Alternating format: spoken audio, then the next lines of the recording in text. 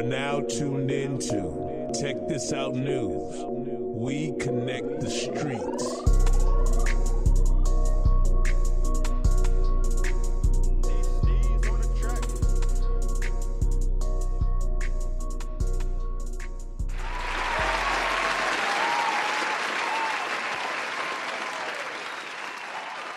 And up next, we also have an exclusive interview with the chairman of Microsoft, John W. Thompson, who took the reins from Bill Gates.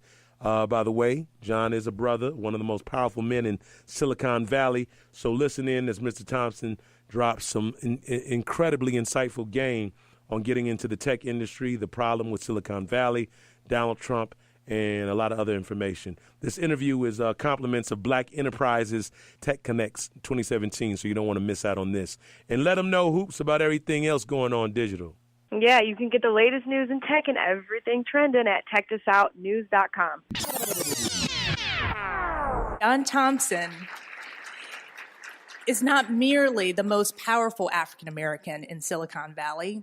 He is the most powerful of our people in the entire industry, period. John can call on decades of experience. He served for 10 years as the chief executive of Symantec, the computer security company. And prior to that, he spent 28 years at IBM. He served in sales, in marketing, in software development, and finally serving as general manager of the Americas business unit. During his tenure at Symantec, annual revenues increased from $600 million to $6 billion. And when he resigned from Symantec in 2009 as their chief executive, he figured he'd do like many other retired folks in Silicon Valley, invest in a startup, sit on a couple of corporate boards. But just a year after John resigned, he returned to the grind by becoming the chief executive of Virtual Instruments. It was a business technology startup. And then many of you will recall that Microsoft called him, and he took on the huge responsibility of not even just becoming a board member, but John is now the chairman of the board. So, ladies and gentlemen, it is my distinct and honored pleasure to present the Black Enterprise Tech ConNext Trailblazer Award to Microsoft Chairman John W. Thompson.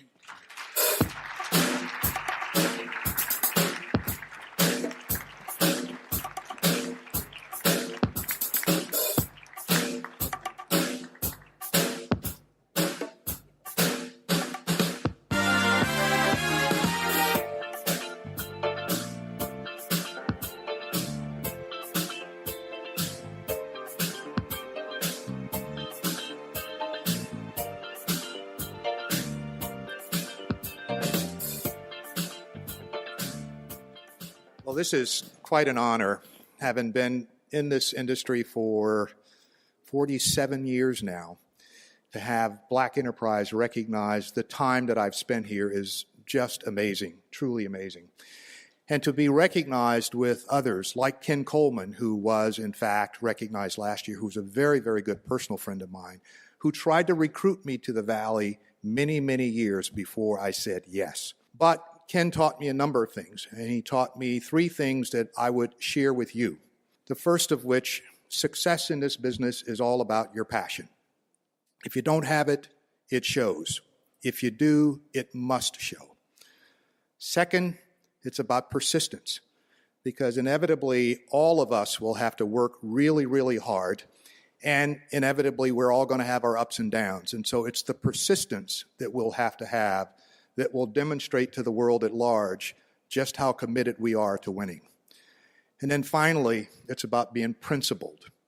It's easy in today's world to say, gee, let me take a shortcut, and I'll take a little move over here that will help me move my agenda forward, which may not necessarily be the right thing to do. And so for me, those three P's, passion, persistence, and principle, have guided my career for 47 years now. And oh, by the way, I just started a new job last Monday, where I will, in fact, now work for a venture capital firm, which hopefully will help not only Microsoft, but will help me as well. So thank you very much, Black Enterprise. Congratulations on your recognition. We spoke briefly before the event, and I said to you the last time I saw you speak was at the Wall Street Project in New York. And you spoke about your journey in tech, and I thought it was just an absolutely amazing backstory.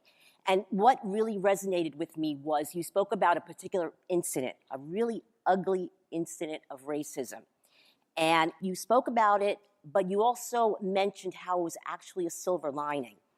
Can you share that with the audience here for a little backstory? Yeah, so I joined IBM right out of undergraduate school at Florida A&M.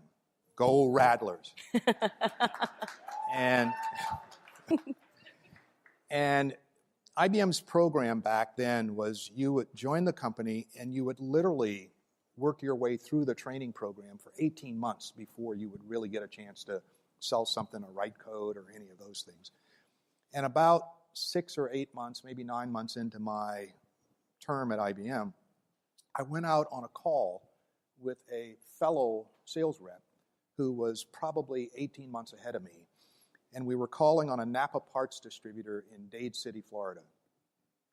And sure enough, Tom had just won his first new account. He was very proud of it. The client was quite pleased that IBM was going to sell them something. And so we struck up cigars after the guy signed the order. So we're all sitting there smoking these cigars. This was back when you could smoke inside, I have to admit.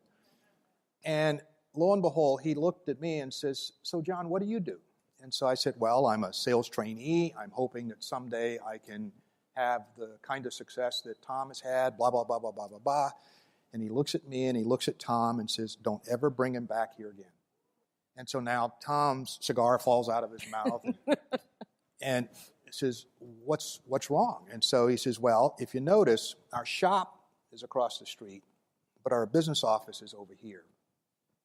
And the owners of this business don't like." And it was like, okay. So we get up and we get out and we immediately call the branch manager and to tell him what had happened.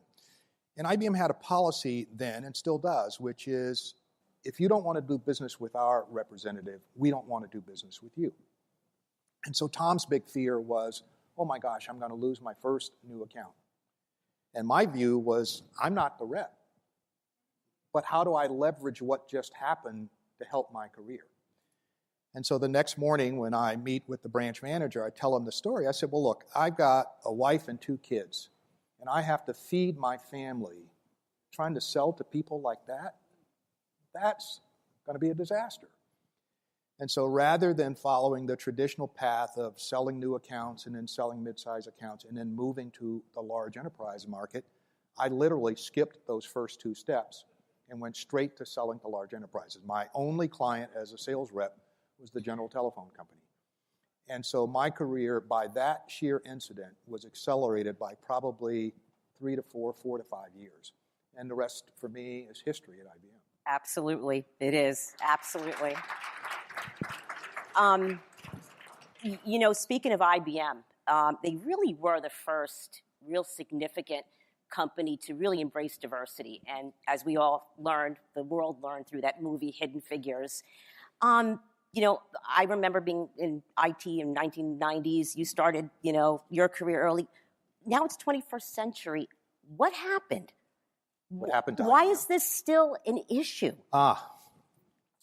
Well, I think, you know, if I were to go back to FAMU today and look at the 12,000 kids that are there, the number of them that are focused on science, technology, engineering, and math is a very, very small percentage of the total 12,000, 11 or 12,000 kids that are there. And so one of the issues that we have to deal with is create more excitement at an earlier age for kids or people of color to pursue opportunities in STEM. I mean, if you were to go to any Asian country, it's a non-issue. They all want to pursue STEM-related careers. And therefore, if you look at Silicon Valley now, it's more Asian than it is American, ironically enough.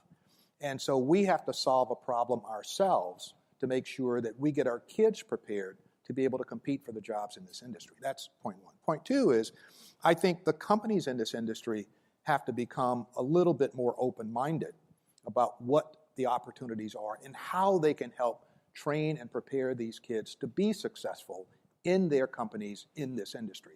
And I know that Google and Facebook and Microsoft and all of these companies are doing things now that they should have been doing, quite frankly, many, many years ago, not unlike what IBM tried to do when they showed up at the Florida A&M University campus and hired me. I mean, when I was asked to consider a job at IBM, I kind of went, look at me. I got an 800-pound afro.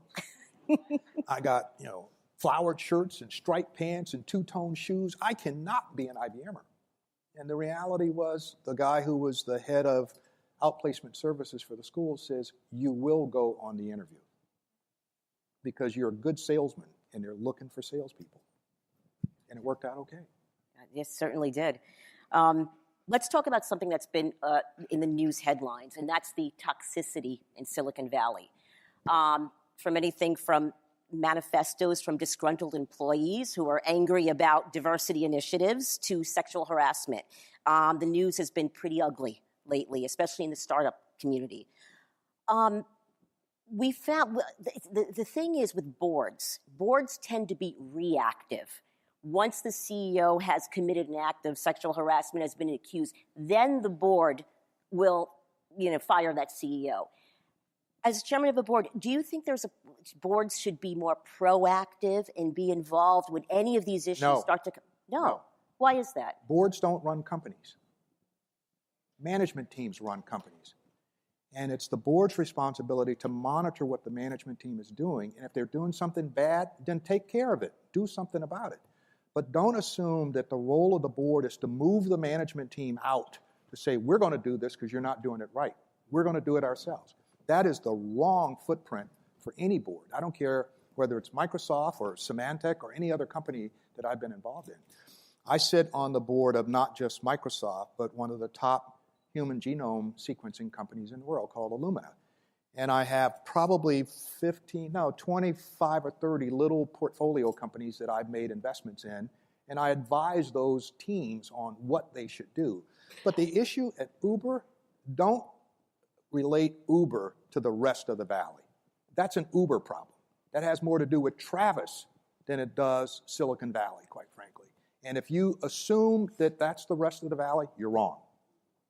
Okay, fair enough. All right. Well, I mean, one other issue too, and we had Brian Krasanik here earlier, and he spoke about leaving abruptly the President's Manufacturing Council. With all, you never should have joined. Really? Why do you say that? Just I never because... would have joined anything with Trump. Very blunt. There you go. He never asked me to, but even if he had, I would have said... He didn't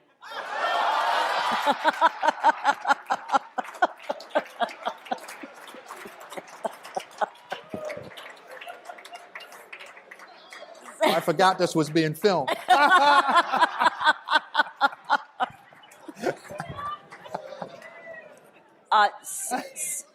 So obviously, politics and tech have been very intermingled lately. Is it unavoidable in this political climate? No. What is a board's responsibility with that to navigate a company when they get sucked into these political issues? Well, certainly, given the way tech is changing the global landscape of jobs, of economic success or lack thereof, the impact of tech on the global economy does suggest that we have to spend more time on public policy issues, not less. And I think some of the larger companies do a terrific job of that. I think one of the more profound companies during the Obama administration in that regard was Google. Eric Schmidt had a very close personal relationship with Obama, and a number of the members of the team were very much involved in a lot of the activities that were going on in Washington. Many people think that tech is blue, not red, and I would argue that that's probably more right than not. But by the same token, tech employees represent the diversity of opinions, political opinions, that everyone else in this country does. And so the tech companies have to be mindful of the fact that they have to not only